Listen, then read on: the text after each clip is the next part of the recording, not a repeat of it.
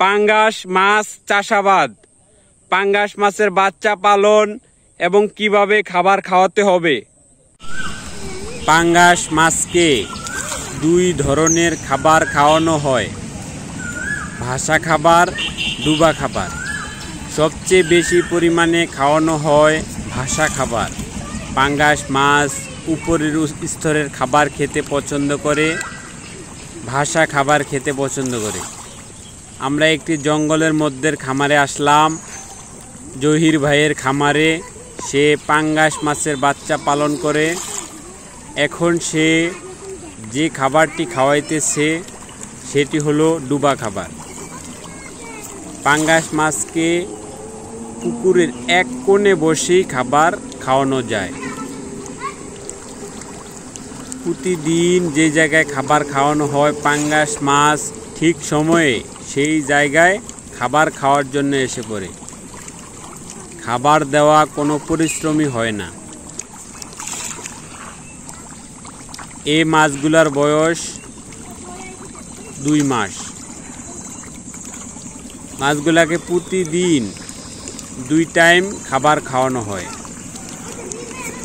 সকালবেলা এবং বিকেলবেলা। মাছকে খাবার খাওয়াতে হবে রৌদ্রের সময়, একদম ভোরে খাওয়ানো যাবে না। 10টা-11টার সময় মাছকে খাবার খাওয়াতে হবে। আবার খাওয়াতে হবে বিকেল 4টা বাজে। তখন আবহাওয়া ঠান্ডা থাকে, মাছ পানির উপরে ওঠে খাবার খাওয়ার জন্য, তখন খাওয়াতে হবে। মাছকে গরমের সময় খাবার খাওয়ানো যাবে না। আবার আবহাওয়া যদি খারাপ হয় তাহলে মাছকে খাবার দেওয়া যাবে না। আবহাওয়া খারাপ হলে মাছ খাবার খুব কম খায়। জহির ভাইয়ের মতো আমাদের এলাকায় অনেক জায়গায় মাছ চাষাবাদ হয়। বেশিরভাগ চাষাবাদ হয় পাঙ্গাস মাছ ও তেলাপিয়া মাছ। এছাড়াও আমাদের ভোলা জেলায় বিভিন্ন ধরনের সাদা মাছ চাষ করা হয়। রুই, কাতাল, মৃগেল, তেলাপিয়া, দেশি তেলাপিয়া যেটা, এগুলা চাষ করা হয়। তবে বেশি পরিমাণে বাণিজ্যিকভাবে চাষ করা হয় পাঙ্গাস মাছ ও হাইব্রিড তেলাপিয়া মাছ। ভোলা জেলায় বিভিন্ন জায়গায় অধিক পরিমাণে মাছের খামার রয়েছে।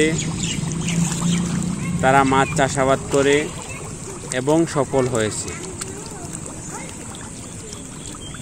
আমরা আমাদের টিম নিয়ে বিভিন্ন খামারে চলে যাই, তাদের মাছ ধরা দেখায়, মাছকে খাবার দেওয়া দেখায় এবং